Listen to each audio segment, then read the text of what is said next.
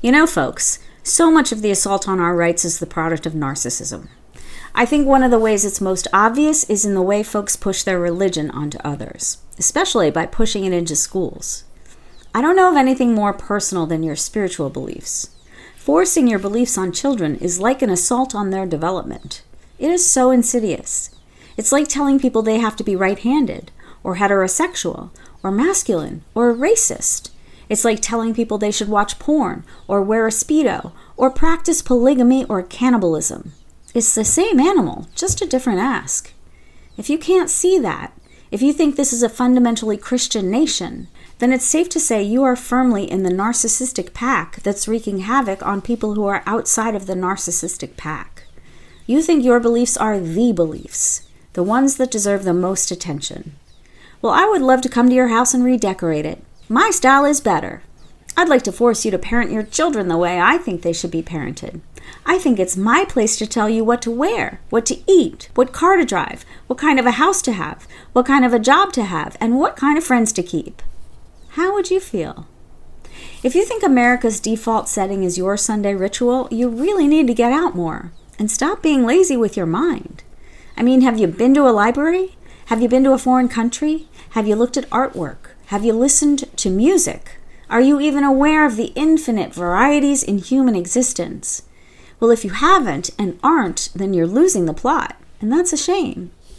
If you want to stay in your same scared of everything stance, do it, but keep it to yourself.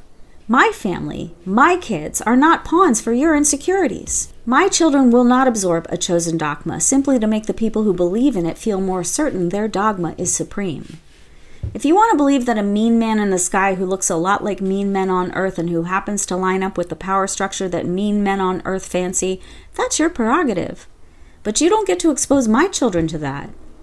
If you want to show my children the religion you fancy, then you damn well better also show them all the religions that other people fancy too.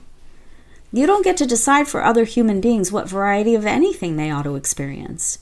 You don't get to be the arbiters of the most personal spaces of people's lives. To me, when people try to envelop everyone in their religion, it makes me think they aren't so sure of their religion. If you're complacent in your choices, you don't need for everyone to adopt them too. I think what's underneath that behavior is a need to reinforce the reality that was handed to them by their parents. I think subconsciously they feel that unless their way is the right way, then their parents were wrong. If mom and dad weren't the ultimate arbiters of what's right, then their safe station in life must be a ruse. In many ways, this is similar to how kids cope with abuse by a parent. Kids abused by parents have to fashion their whole world around denial of the truth.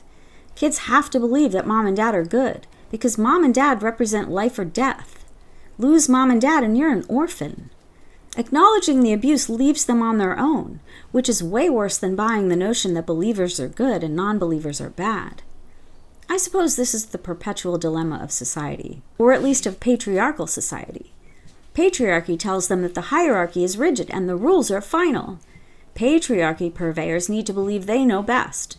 With patriarchal power, it's easy to bully people into reinforcing patriarchy than it is to bring them over to patriarchy on its own merit.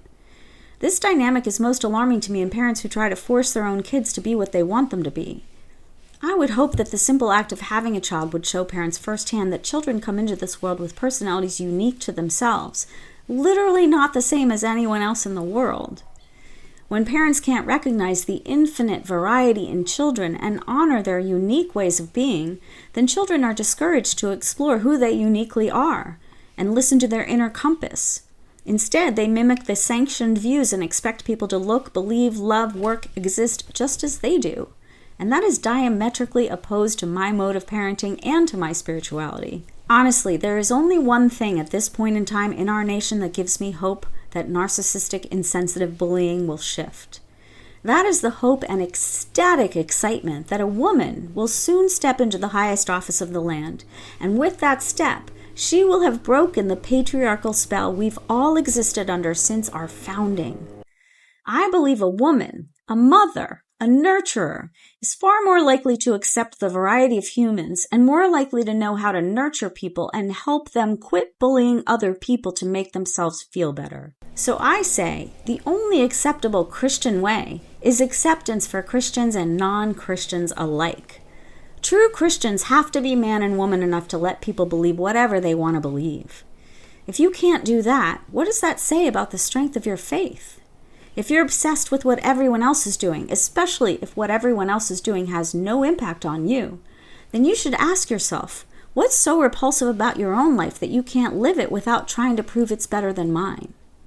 If you're looking so hard at me, what are you unwilling to face about yourself? And how can you be so sure you're not just a narcissist trying to validate your narcissism?